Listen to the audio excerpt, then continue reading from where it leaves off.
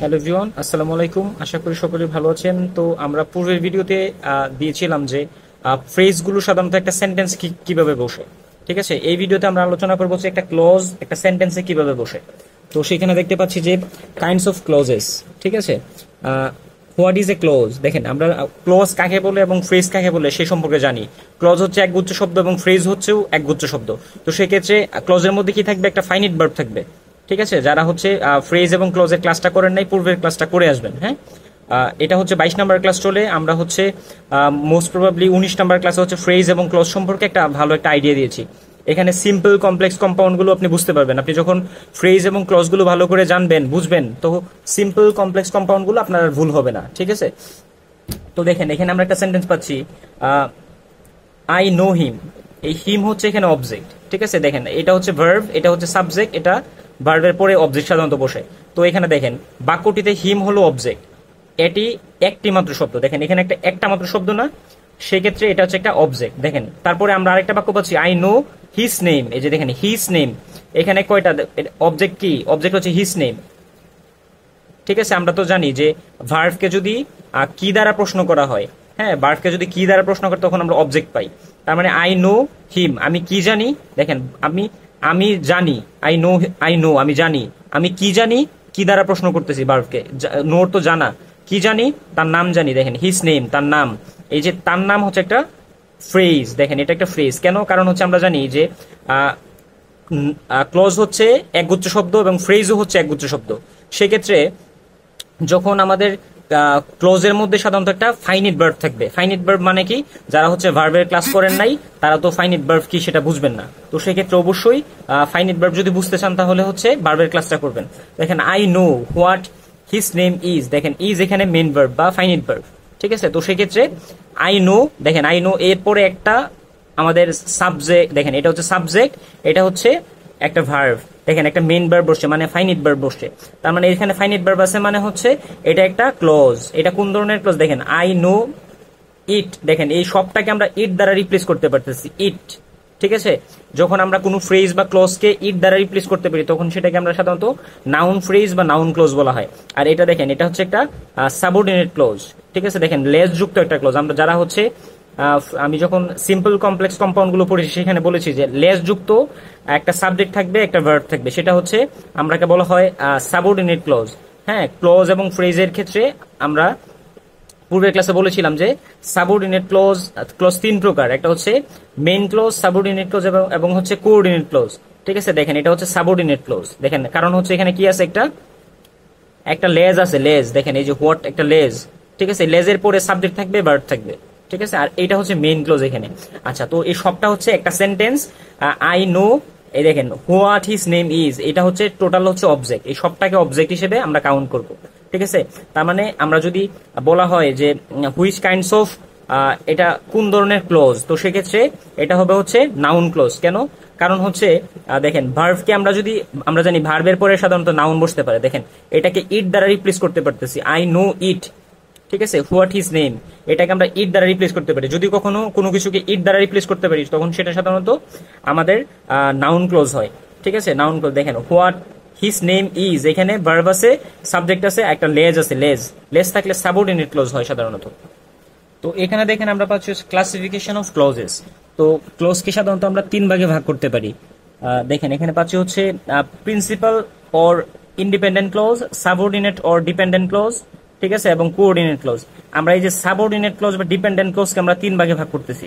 দেখেন এটা হচ্ছে noun clause, adjective clause, adverbial clause. ঠিক আছে, অ্যাডভার্ব ক্লজ বা অ্যাডভার্বিয়াল ক্লজ। ঠিক আছে, আমরা হচ্ছে এটা সম্পর্কে বিস্তারিত জানবো। আমরা যারা হচ্ছে ক্লজ সম্পর্কে আগের ক্লাসটা করেন নাই, কাইন্ডলি আগের ক্লাসটা করে নেবেন। এই ক্লাসে আমরা জাস্ট খালি পজিশন গুলো দেখবো। ঠিক আছে, দেখেন একটা ক্লোজ কিভাবে একটা সেন্টেন্সে বসে নাউনের মতো কাজ করে বলেন তো। নাউন আমরা যারা হচ্ছে position of parts of speech সম্পর্কে জানছি তারা হচ্ছে আমি শিওর যে তারা বুঝতে পারবেন যে নাউন কোথায় বসে। জানেন না? দেখেন নাউন কোথায় বসে, আমরা প্রথম রুলসটা পড়েছিলাম, নাউন সাবজেক্টের জায়গায় মানে ভার্বের পূর্বে বসে, সাবজেক্টের জায়গায় নাউন বসতে পারে। দেখেন আমি যদি এখানে এই সেন্টেন্সটা দেখি, হ্যাঁ, তো এখানে লিখতেছে হচ্ছে he says that, he says that he went there. এই দেখেন দ্যাট হি ওয়েন্ট দেয়ার, এটা একটা আমাদের পার্ট এবং দেখেন এটা ভার্ব না। দেখেন হি হচ্ছে সাবজেক্ট, এটা হচ্ছে ভার্ব। আর এটা হচ্ছে অবজেক্টের পার্টে পড়ে। দেখেন এই সবটা যেহেতু অবজেক্টের পার্টে পড়ে, আমরা জানি সাবজেক্টের জায়গায় নাউন বসতে পারে এবং অবজেক্টের জায়গায় নাউন বসতে পারে। তো সেক্ষেত্রে আমরা যারা হচ্ছে পূর্বের ক্লাসটা করেছিলাম ফ্রেজ এবং ক্লজ, সেখানে বলেছিলাম যে একটা ফ্রেজ একটা মানে একটা নাউনের জায়গায় যদি কোনো ফ্রেজ বসে তাহলে সেটা নাউন ফ্রেজ, নাউনের জায়গায় যদি কোনো ক্লজ বসে সেটা নাউন ক্লজ, অবজেক্টের জায়গায় যদি কোনো ফ্রেজ বসে তাহলে সেটা অবজেক্টিভ ফ্রেজ। তারপর হচ্ছে অবজেক্টিভ ফ্রেজ মানে হচ্ছে অবজেক্টের জায়গায় যদি বসে তাহলে নাউন ফ্রেজ হতে পারে, কারণ আমরা জানি অবজেক্টের জায়গায় একটা নাউন ফ্রেজ বসতে পারে। তো অবজেক্টের জায়গায় যদি কোনো ফ্রেজ বসে তাহলে সেটা হবে নাউন ফ্রেজ, অথবা কোনো ক্লজ যদি বসে তখন সেটা হবে নাউন ক্লজ। তো যেহেতু দ্যাট হি ওয়েন্ট দেয়ার, এখানে দেখেন এটা একটা ক্লজ, কারণ হচ্ছে এখানে একটা মেইন ভার্ব আছে, দেখেন মেইন ভার্ব আছে এবং হচ্ছে একটা লেজ আছে, লেজ। যারা হচ্ছে লেজ গুলো চিনতেছেন না তারা হচ্ছে আমার পূর্বের ভিডিওটা দেখবেন। তো সেক্ষেত্রে এখানে দেখেন দ্যাট একটা লেজ, লেজের পরে সাবজেক্ট আছে, ভার্ব আছে, একটা ফুল একটা সেন্টেন্সের মতো আছে। তো সেক্ষেত্রে লেজ যুক্ত একটা পার্টকে এটাকে আমরা সাবঅর্ডিনেট ক্লজ বলা হয়। ঠিক আছে, এটাকে সাবঅর্ডিনেট ক্লজ বলা হয়। এটা এই সবটা কি করতেছে, ভার্বের পরে বসছে। এই সবটাকে দেখেন হি সেজ ইট, আমরা ইট দ্বারা রিপ্লেস করতে পারতেছি, যেহেতু ইট দ্বারা রিপ্লেস করতে পারতেছি, আইটি ইট দ্বারা রিপ্লেস করতে পারতেছি। তো সেক্ষেত্রে আমরা বুঝতে পারলাম এটা হচ্ছে অবজেক্টের পজিশনে আছে। ঠিক আছে, আচ্ছা, কারণ হচ্ছে ভার্বের পরে অবজেক্টের পজিশনে থাকতে পারে, আর ইট দ্বারা রিপ্লেস করতে পারতেছি মানে হচ্ছে এটা একটা নাউন ক্লজ, কারণ এই সবটা একটা ক্লজ। ঠিক আছে, এখানে যেমন হি সেজ ইট, ধরেন যে এই সেন্টেন্সটা নাই, ইট আছে, তো ইট তো একটা ওয়ার্ড, তো সেক্ষেত্রে আমরা তখন এটাকে কি বলবো বলেন তো?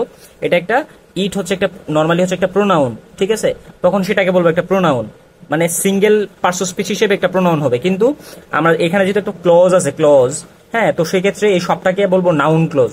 ঠিক আছে, কারণ এই আমরা জানি ভার্বের পরে নাউনের পজিশন আছে। যারা হচ্ছে নাউনের পজিশনটা বুঝেন না তারা হচ্ছে পজিশন অফ পার্সন স্পিচের ক্লাসটা করে নেবেন। ঠিক আছে, দেখেন ভার্বের সাবজেক্ট হিসেবে আমাদের একটা ক্লজ বসতে পারে। দেখেন এখানে আমরা পাচ্ছি যে একটা ভার্ব, দেখেন এই ভার্বটা কি, ইজ হচ্ছে একটা ভার্ব।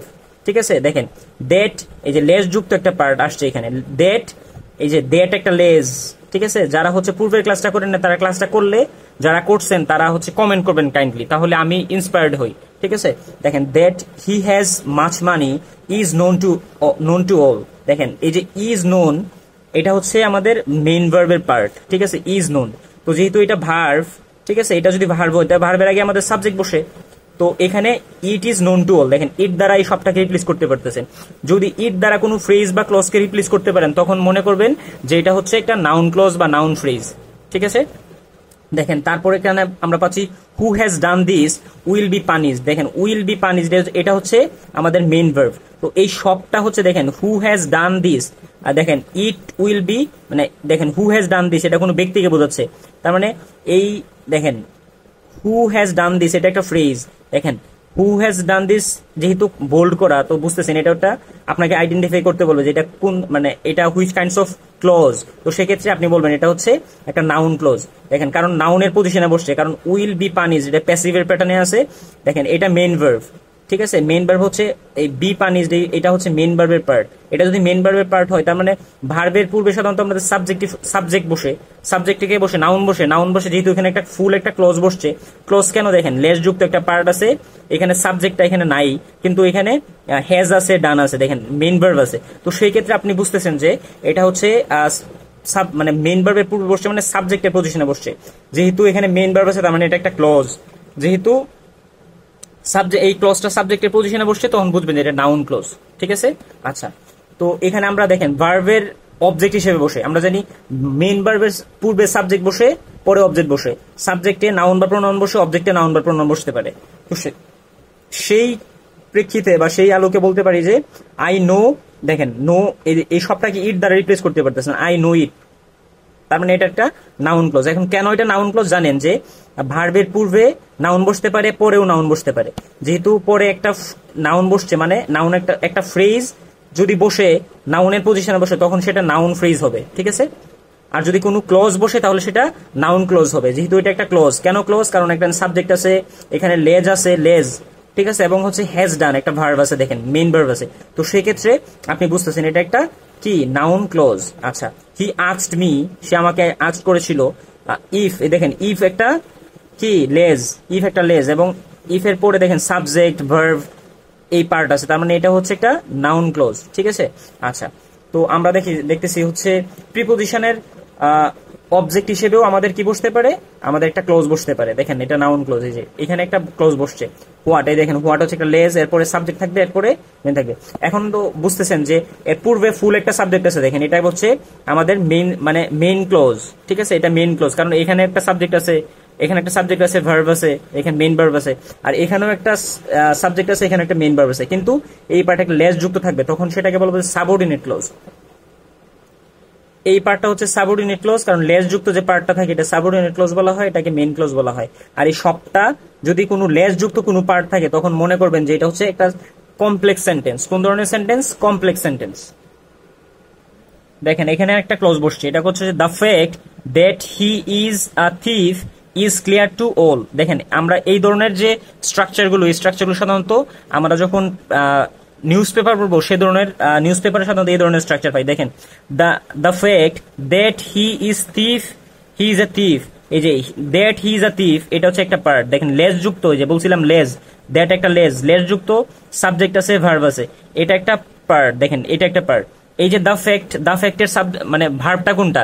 এই যে দেখেন এই দ্য ফ্যাক্টের ভার্ব হচ্ছে ইজ, এই যে ইজ ক্লিয়ার টু মিন। দেখেন the fact is clear to all, সকলের কাছে এই বিষয়টা মানে কি পরিষ্কার। তার মানে কোনটা? That he is a thief, সে যে চুর। দেখেন তার মানে সবার কাছে সত্য ঘটনাটি পরিষ্কার যে সে একটি চুর। তার মানে দ্যাট হি ইজ, দেখেন that he is a thief এটা একটা কি, এই নাউন। এই যে দেখেন দ্য ফ্যাক্ট সম্পর্কে তথ্য দিচ্ছে। যখন এই একটা সাবজেক্ট সম্পর্কে বা নাউন সম্পর্কে আরেকটা তথ্য দিবে, হ্যাঁ, তখন সেটাকে আমরা সাধারণত অ্যাপোজিশন বলি। তার মানে অ্যাপোজিশন হচ্ছে নাউনের আরেকটা পরিচয়। এই যে দেখেন এই ফ্যাক্টের আরেকটা পরিচয় কি, বা আরেকটা মানে ফ্যাক্ট সম্পর্কে বলতেছে কোনটা? That he is a thief, সে যে চুর। এই ফ্যাক্টটা কি? সে চুর, সে যে চুর, এটাই হচ্ছে ফ্যাক্ট। তার মানে এই দেখেন বললাম যে বঙ্গবন্ধু শেখ মুজিব, দেখেন দ্য ফাদার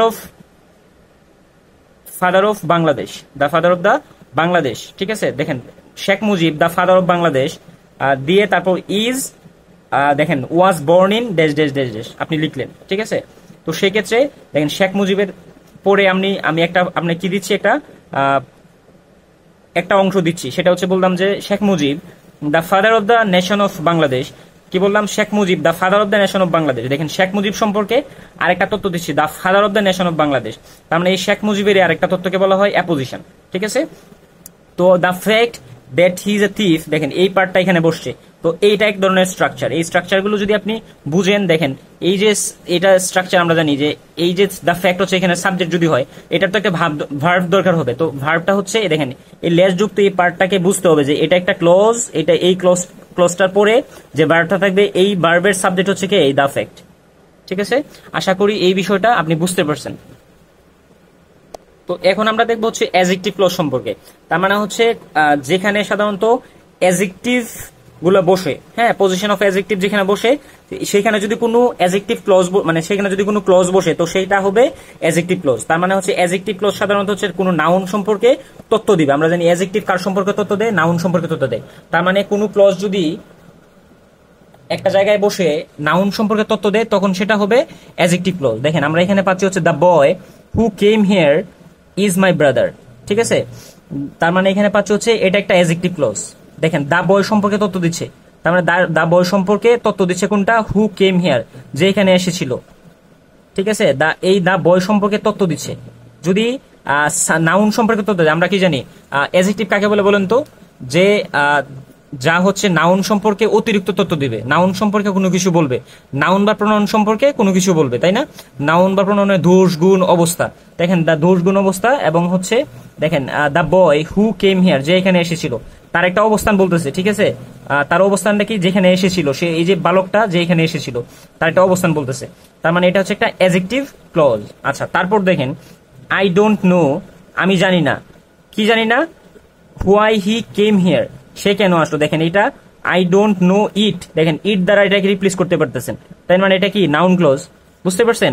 কারণ আই ডোন্ট নো ইট দ্বারা রিপ্লেস করতেছেন। দেখেন এখানে হোয়াই আছে, হোয়াই এরপরে সাবজেক্ট আছে, একটা মেইন ভার্ব আছে, তার মানে এটা হচ্ছে একটা ক্লজ।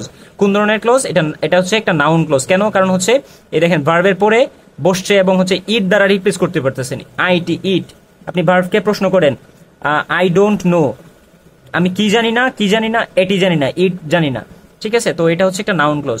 আচ্ছা, তো আমরা যদি এটা দেখি, uneasy lies the head that wears a crown, এই দ্যাট ওয়ার্স এ ক্রাউন এই হেড সম্পর্কে বলতেছে, দ্য হেড সম্পর্কে বলতেছে, ঠিক আছে, যে মস্তকে রাজমুকুট থাকে তা কষ্টে ঘুমায়, ঠিক আছে।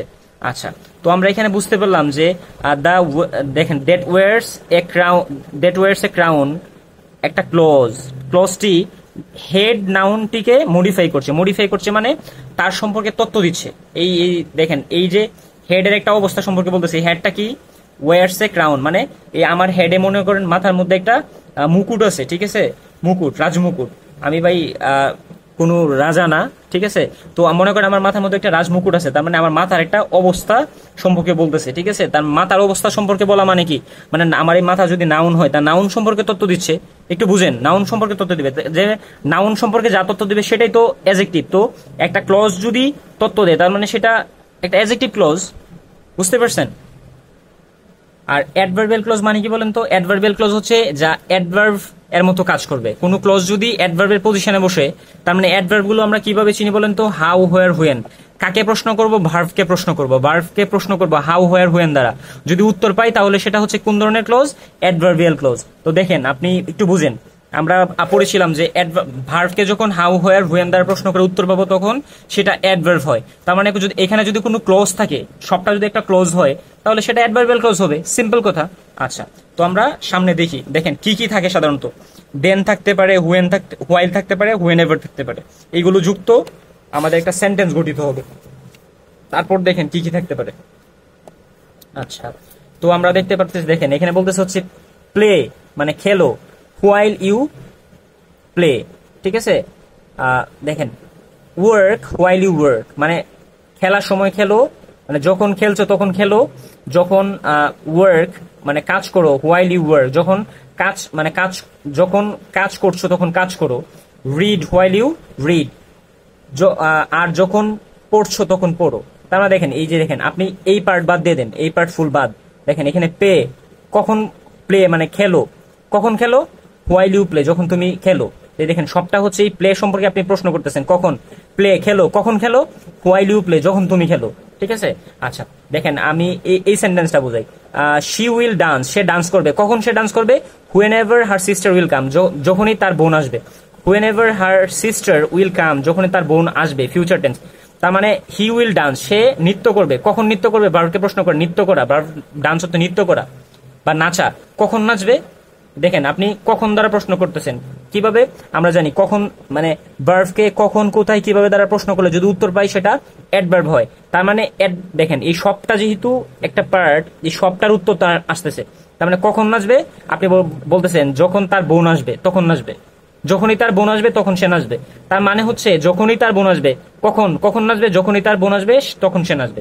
তার মানে এটা সবটা হচ্ছে একটা অ্যাডভার্বিয়াল কি, অ্যাডভার্বিয়াল ক্লজ। দেখেন ক্লজ কেন? কারণ হচ্ছে এখানে একটা মেইন ভার্ব আছে, ঠিক আছে। আর এখানে যে হুয়েন এভার, দেখেন একটা লেজ যুক্ত সাবজেক্ট থাকবে, পরে ভার্ব থাকবে, বুঝতে পারছেন? আই হোপ বুঝতে পারছেন। দেখেন তারপর এখানে বিকজ থাকতে পারে, এস থাকতে পারে, সিন্স থাকতে পারে। দেখেন এইগুলো লেজের মতো কাজ করে, সেন্টেন্সের মিডিলে বসে বা ফার্স্টে বসতে পারে, সমস্যা নাই, কিন্তু এরপরে সাধারণত সাবজেক্ট ভার্ব বসে, তারপরে আরেকটা সেন্টেন্স থাকে। দেখেন এখানে মিডিলে বসছে বিকজ, লেজ, ঠিক আছে।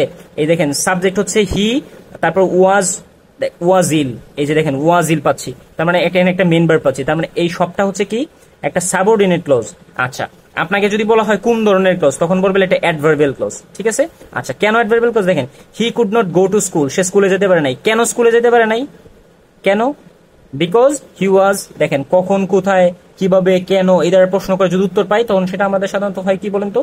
আমাদের অ্যাডভার্বিয়াল ক্লজ হয়। দেখেন বিকজ, এজ, সিন্স প্রভৃতি দ্বারা যুক্ত থাকলে তখন কারণ নির্দেশ করে, যদি কোনো কারণ নির্দেশ করে তখন সেটা অ্যাডভার্বিয়াল ক্লজ অফ রিজন বলা হয়, ঠিক আছে। আচ্ছা, তারপরে আরো দেখেন that, so that, in order that, lest, এগুলো যদি থাকে সাধারণত কোনো উদ্দেশ্য বোঝায়। তার মানে হচ্ছে দেখেন হি স্টাডিড হার্ড, সে কঠোর পরিশ্রম করেছিল। কেন পরিশ্রম করেছিল বলেন তো? হোয়াই, কেন? So that he might pass in the first division, ঠিক আছে, সে যেন প্রথম বিভাগে পাশ করতে পারে। তার মানে হচ্ছে আপনি ভার্বকে প্রশ্ন করতেছেন কি দ্বারা? দেখেন এই ভার্বকে কি দ্বারা প্রশ্ন করতেছেন বলেন তো? ভার্বকে হোয়াই দ্বারা প্রশ্ন করতেছেন। তার মানে হাউ, হোয়ার, হুয়েন, হোয়াই এইগুলো দ্বারা প্রশ্ন করে যদি উত্তর পাই তখন সেটা সাধারণত হচ্ছে অ্যাডভার্বিয়াল ক্লজ। ঠিক আছে, আচ্ছা। তারপরে এখানে দেখেন আরো পাচ্ছি হচ্ছে if, unless, in case, whether, on condition that, provided that, supposing that. ঠিক আছে, এগুলোর পরে দেখেন দেখেন এটা হচ্ছে adverbial clause. If you come, I I shall go. দেখেন আই শ্যাল গো, আমি যাব। কখন যাব? কখন যাব? দেখেন কখন প্রশ্ন করেন, কখন যাব? যদি তুমি আসো। কখন যাব? ভার্বকে প্রশ্ন করতেছেন কখন, কখন যাব, কখন, কোথায়, কিভাবে, কেন এই দ্বারা প্রশ্ন করলে যদি উত্তর আসে তাহলে সেটা হয় কি বলেন তো? Adverbial clause. দেখেন অ্যাডভার্বিয়াল ক্লজ কেন? কারণ দেখেন এখানে একটা লেজ আছে, তারপরে সাবজেক্ট আছে, তারপরে মেইন ভার্ব আছে। ঠিক আছে, আচ্ছা। তো আমরা এখানে মোটামুটি এই সম্পর্কে যা জানলাম আপাতত এইখানে থাকুক। হ্যাঁ, পরবর্তী ভিডিওতে আমি হচ্ছে বেসিকের যে আদার যে টপিকগুলো আছে সেগুলো আলোচনা করব। এই ক্লাসগুলো যদি আপনার মোটামুটি বুঝে থাকেন তাহলে পরবর্তীতে আপনার কাছে অনেক ইজি হয়ে যাবে। ঠিক আছে, তো ভালো থাকবেন, সুস্থ থাকবেন। আসসালামু আলাইকুম।